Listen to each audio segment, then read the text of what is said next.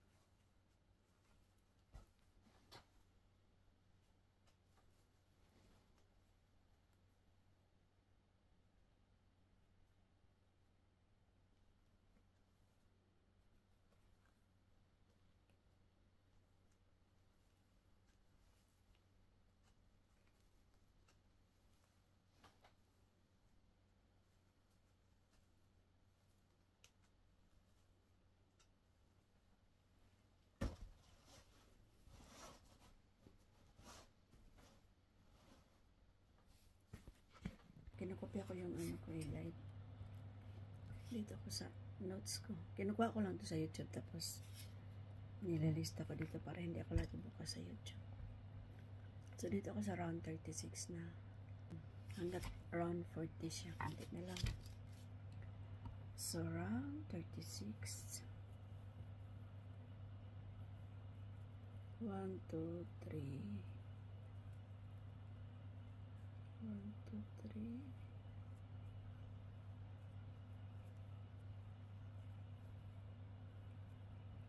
4. Wait lang. Parang nagkamali ako. Kaya nga pala. Meron pala akong na isa. Wait lang. Check mo na kasi. So, dito,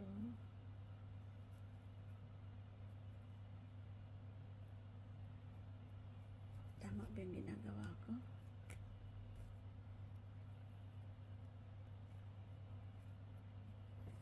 Okay, so dito, single crochet sa third stitch,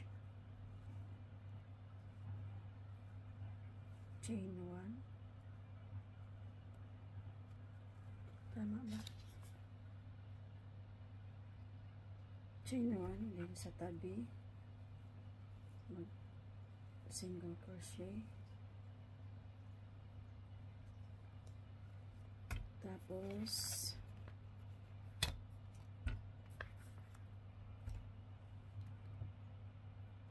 sa chain 1 space, ito chain 1 space, ito chain 1 space, gagawa ako ng 4 double crochet.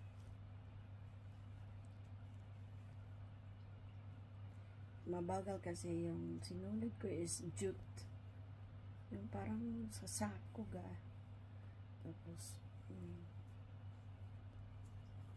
yung mga ganito guys, wow, naubusan kasi ng kulay brown, so kaya nag colorful to, mga ganito ko sinulid, kaya rough siya, mga bagal.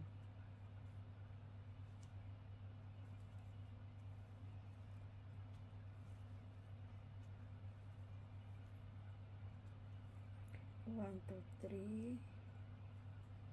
Kulang pa na isa.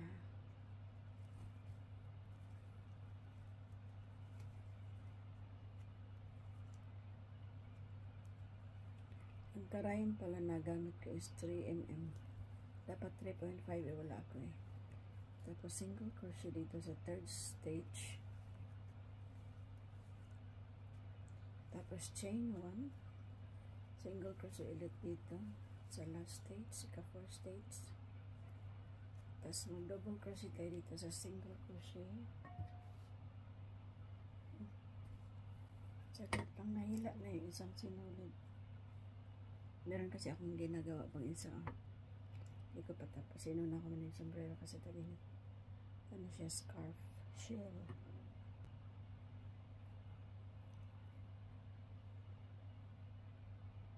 Wala na. Naglukot-lukot na mga besh. Pagpatuloy natin ang ating ganap.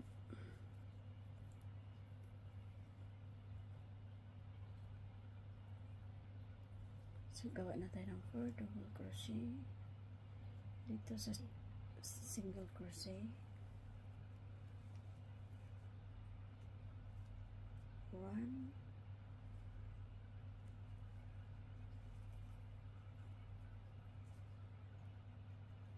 2,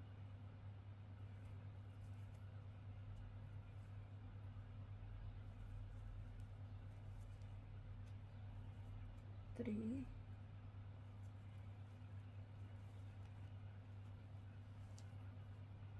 4. Paubos na yung pink na sinulid. Nag-iisa lang din to. So, malamang madugtungan ko dito. Sa brown ulit. So, colorful na talaga. Ganyan yung itsura.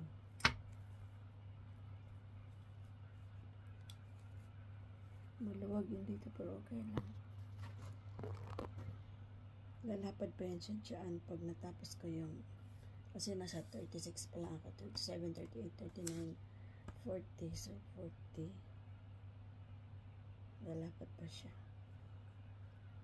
Maluwag lang dito. Nireducean ko na nga ito. Hindi ko na pinapalo yung guide kasi parang sobrang siya. Diba? Bitin ang pink. Madagdagan talaga ng brown.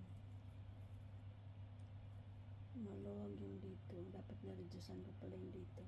Sinunod ko kasi yung may-ari ng crochet na to. Dapat dito lang pala ko banda. Okay lang. Hindi naman pa rin nahangin to kasi mabigat-bigat konti. Update ko kayo pag matapos ko to guys. Hi guys, inulit nga pala yung sombrero. Nung unang video, yung umpisa ng video ko is colorful ito, di ba? So, inulit ko siya. So, ngayon, patapos na ako, nasa round 30. Ay, kopya ko. Nasa round 38 na ako. Ito. So, last na rin to. So, tapos na. Nakabili kasi ako sinulid ng ano. Puro ganito ang kulay. Madami. So, inulit ko. Kasi wala maluwag. Lagyan ko pa to ng tali dito. Kasi, maluwag yung dito banda. Ayan. Patapos na. Diba maganda? Shell. Decorations niya. Maganda yun siguro yung kulay-kulay, diba? Mas okay na rin to. Kasi yung bag is colorful na. Tapos colorful pa yung sombrero. O, diba yung beach bag? May bulsa na siya. Tsaka, parisan ko pa yung colorful na sombrero. Okay na yung ganito, diba? Yan, i-upload ko kayo pag natapos ko na yung sombrero. Yung design nga pala, mga shell yan. So, dito, yung una, triple crochet yan, 3 sa isang butas. Sa sunod naman, 4. Tapos itong ginagawa ko is 5 triple crochet yan. Tapos ang last niyan is yung 6 siya na ganito, treble. So para siyang shells nga. Ay, hindi maklaro. Gabi na. Ayan. Hello mga best friend. Maadyong gabi, Idris Dubai. Napansin niyo yung i-upload ko yung video. Napansin niyo yung crochet ko na sombrero. Diba colorful yun? Iniba ko yun guys kasi nakikita ko para pangit naman. Paiba-iba ang kulay sa. So ngayon, pinalitan ko siya ng puro jute na lang talaga to. Oh. Ganyan itsura beach hat. O, diba? Kasi Eternox sana dito kaya naging colorful yun. Iniba ko. Kasi naubusan din siya ng mga kulay-kulay na sinulid. So, nung pumunta ko sa tindahan na binibilan ko ng sinulid, may nakita akong maraming ganito. So, binili ko na. At saka, tinanggal ko na lang yung kulay. Pinalitan ko na ng pure nito. Maluwag yung dito, kaya nilagyan ko siya ng ribbon dyan. Para mahigpitan siya. Ayan. Simple lang na ribbon. Chain. Kasi pag artihan ko pa yung chain, may alam din ako. Kaso lang, kakapal na siya, so mahila siya hilain. Alam mo itong jute na sinulid. Ang hirap. Amoy sako nga ito eh. O, diba? Pang beach. Yan guys. Thank you for watching. Bye.